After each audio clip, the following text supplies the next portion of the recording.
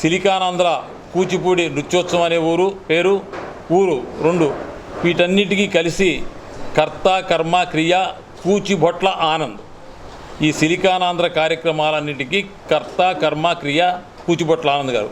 ఈ సిలికానాంధ్ర ప్రారంభించి 25 సంవత్సరాలు గడిచిపోయింది.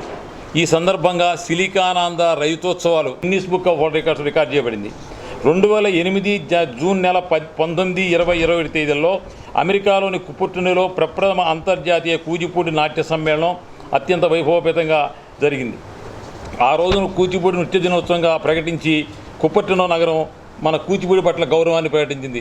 అమెరికాలోని కుపర్టునో అనే ఒక నగరం ఆ రోజున కూచిపూడి దినోత్సవంగా ప్రకటించడం అనేది మన తెలుగు వారందరికీ కూడా గర్వకారణం. ఆనాడే గిన్నిస్ రికార్డు కూడా అది కూడా సృష్టించింది.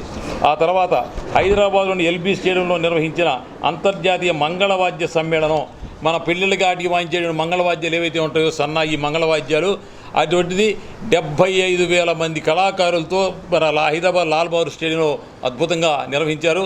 గౌరవనీయులు వెంకయ్యనాయుడు గారు కూడా దాంట్లో పాల్గొనడం జరిగింది. తర్వాత ఆ కూచిపూడి గ్రామాన్ని ఈ సిలికానాంధ్ర దత్త చేస్తుంది. దత్త చేసుకుని ఆ మురికి కోపంగా ఉన్నటువంటి ఆ వీధులన్నీ శుభ్రం చేయించి అక్కడ అద్భుత సిమెంట్ రోడ్లు వేయటమే కాకుండా అక్కడ ఒక అద్భుతమైనటువంటి ప్రపంచ ప్రమాణాలు కలిగిన ఒక అద్భుతమైన ఆసుపత్రిని నియమించారు.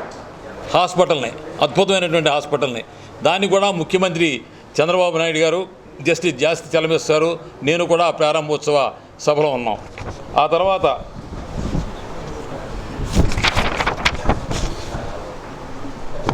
ఇక భారతదేశంలో మనకి చాలా విశ్వవిద్యాలయాలన్నీ మనం ఉన్నాయి తెలుసు. సిలికానాంధ్ర అమెరికాలో యూనివర్సిటీ ఆఫ్ సిలికానాంధ్ర అని ఒక యూనివర్సిటీని స్థాపించారు. ఆ తర్వాత అక్కడ ఇంజనీరింగ్ కోర్సులు, మెడికల్ కోర్సులు కూడా ప్రారంభించిన వీలుగా యూనివర్సిటీ ఆఫ్ ఆర్యా యూనివర్సిటీ అని పేరు పెట్టి ఈ రోజున ఈ సిలికానాంధ్ర సంస్థ మాతృ సంస్థ ఇది ఆర్యా యూనివర్సిటీ స్టార్ట్ చేసి అందులో ఇంజనీరింగు, మెడిసిన్తో పాటు భారతదేశంలో ఏ విశ్వవిద్యాలయంలో లేని అన్ని తెలుగు భారతీయ సంస్కృతికి సంబంధించిన నాట్యాలు, అదేవిధంగా సంగీతం, వాయిద్యాలు అన్ని కోర్సులు కూడా అక్కడ ప్రారంభించారు.